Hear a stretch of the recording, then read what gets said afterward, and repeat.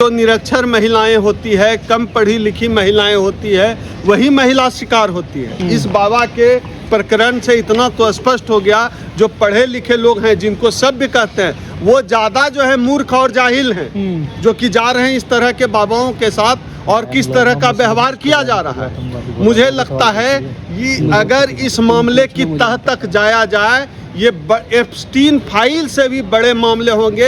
अभी 100 वीडियो तो सामने आया है, ऐसे कितनी कहानियां होंगी जो वो वीडियो छिपा लिए गए, जाने कितने पदाधिकारियों के होंगे, कितने नेताओं के होंगे जो छुपा लिए गए होंगे। तो कोई बड़ी बात नहीं है, यह भारतीय एप्स्टीन है और इसकी जांच कायदे से होनी चाहिए। मुझे लगता है कि बड़े बड़े लोगों का चेहरा खुलकर सामने, तो हिंदुत्व के नाम पे सब कुछ करते हैं। तो जो लोग हिंदुत्व के पोषक हैं, जो लोग हिंदू राष्ट्र की बात करते हैं, जो लोग इस तरह का अंधविश्वास पाखंड फैलाया जाता है उसके समर्थन की बात करते हैं, तो वो लोग बताएं क्या आपका असली हिंदुत्व यही है? कभी मंदिर में 6 साल की बच्ची का रेप हो जा रहा है, कहीं कोई बाबा छेड़छाड़ कर दे रहा है, कहीं कोई घोटाला कर दे रहा है, कहीं ज्योतिष के नाम पर, कहीं झाड़ फूक के नाम पर जो है महिलाओं के साथ जो है ये दुर्व्यवहार कर रहे हैं।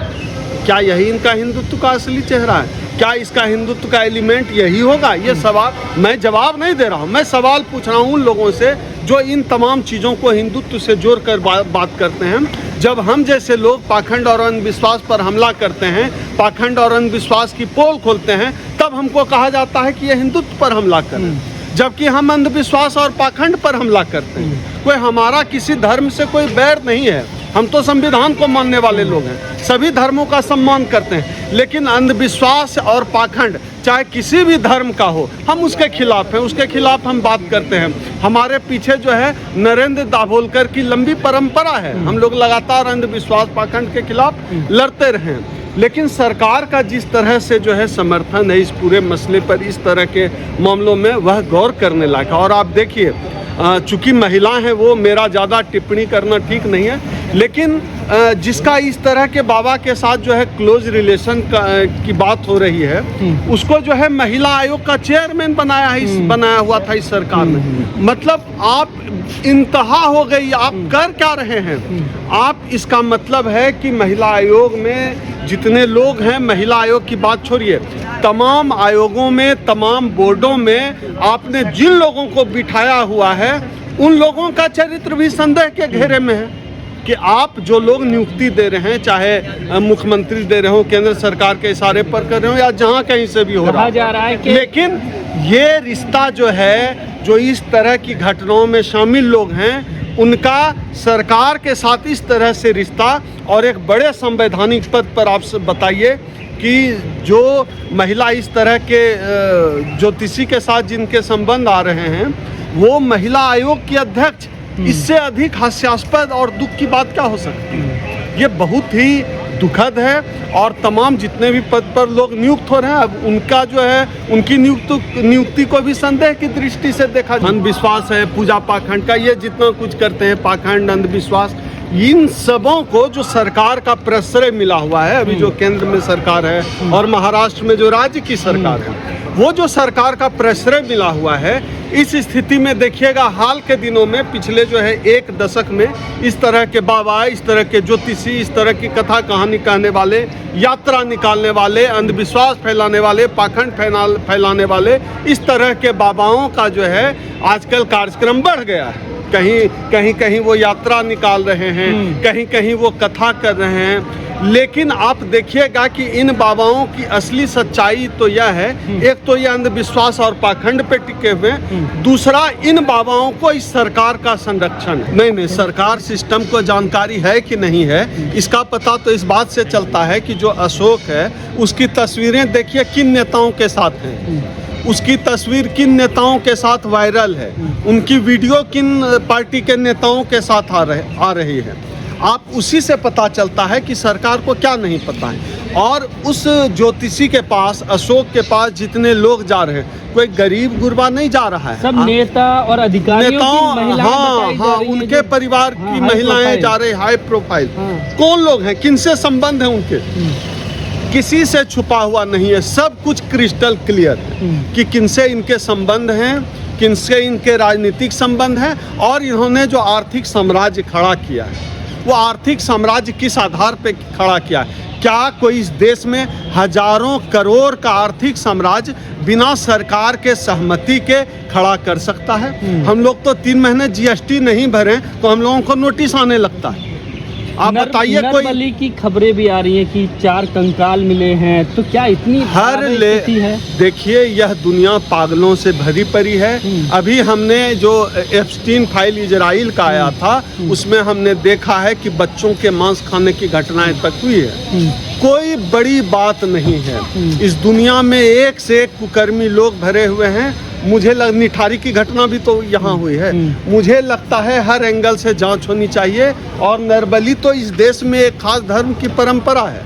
नरबली तो हुआ है ना, इस देश में तो परंपरा रही है। आज भी कई जगहों पर जो है कोई बच्चे के लिए नरबली दे देता है और कोई किसी मनौती की मान्यता की पूर्ति के लिए नरबली दे देता है। मुझे लगता है कि किसी भी संभावना से इनकार नहीं किया जा सकता। इस बात में भी कोई संदेह नहीं कि जो आरोपी है उसके सरकार के साथ संबंध हैं। उन संबंधों को दरकिनार करके सरकार को निष्पक्ष जांच करनी चाहिए। क्या ज्योतिष शास्त्र की यहाँ पर पोल खुल गई है सीसीटीवी कैमरे के जरिए? ज्योतिष शास्त्र क्या होता है भाई?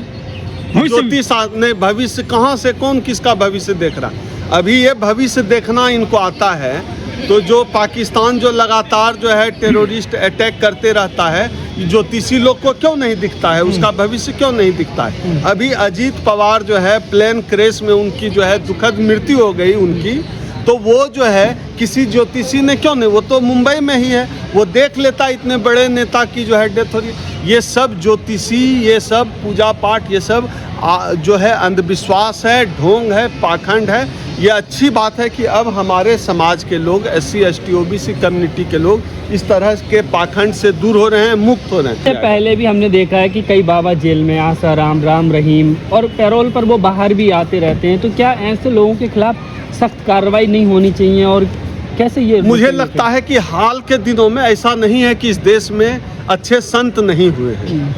रजनीश जैसे संत भी हुए हैं, कबीर जैसे संत भी हुए हैं। ऐसा नहीं है कि इस देश में संत परंपरा इस देश की बहुत मजबूत है। लेकिन हालिया दिनों में जो सरकार की चापलूसी करने वाले लोग हैं वो आजकल संत बने फिर रहे हैं। कोई हिंदू राष्ट्र बना दे रहा है, कोई सनातन यात्रा निकाल दे रहा है और उनकी तमाम नौटंकी सरकार से करीब रहकर सरकारी मजा Z+ सिक्योरिटी, Y+ सिक्योरिटी और सरकारी मजा मारने का है। और सरकार के पक्ष में ये जो है यात्रा निकालेंगे, कथाएं करेंगे। इन तमाम बाबाओं का काम केवल और केवल इस देश के लोगों को अंधविश्वासी बनाए रखना है, मूड बनाए रखना है, गधा और पागल बनाए रखना है। इन बाबाओं का एक सूत्री कार्यक्रम, ये पर्ची जो बाबा निकालता है, क्यों नहीं निकाल रहा है? पाकिस्तान जब जब टेररिस्ट अटैक करता है क्यों नहीं उसकी पर्ची निकाल देता है? निकाले उसकी पर्ची।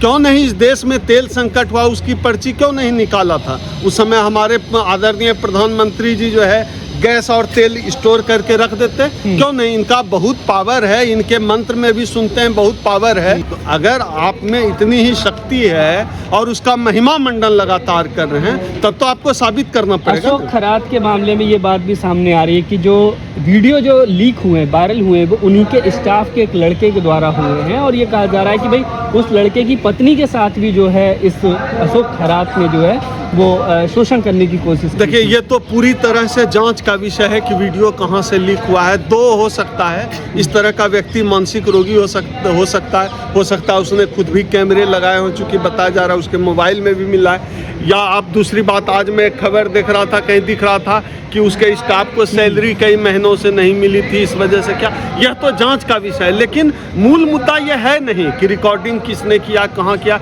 मूल मुद्दा यह है कि इन लोगों के साथ जो सरकार का सांठ-गांठ है, मूल मुद्दा है कि इन लोगों ने इस तरह का कार्यक्रम करके, प्रायोजित कार्यक्रम करके किस तरह के लोगों की नियुक्ति की है। न केवल महाराष्ट्र में, पूरे देश में जितनी भी आयोग में नियुक्तियां हुई है उन नियुक्तियों पर सवाल उठता है। उन नियुक्तियों पर जांच होनी चाहिए। उनकी नियुक्ति हुई कैसे, क्या आधार रहा है, उनके संबंध किन लोगों से, किस तरह के लोगों से संबंध है। हम देखते हैं कि आए दिन इनके नेताओं का इस तरह के पाखंडी नेताओं के साथ तस्वीर और वीडियो वायरल होते रहते हैं। एक आखिरी सवाल, आप लोग कह रहे हैं कि भाई इस सरकार में इस पार्टी के नेता का के संबंध है, लेकिन वो लोग कहते हैं कि ये हमारी सरकार है जो इन बाबाओं के खिलाफ कार्रवाई हो रही है, पहले की सरकारों ने कोई कार्रवाई नहीं की थी। वो तो देख ही रहे हैं कि यह सरकार कितनी कार्रवाई कर रही है। आसाराम बापू जब से यह सरकार आई है वो लगातार पैरोल पे बाहर ही चल रहे हैं, तो देख ही रहे हैं कि सरकार क्या कर रही है।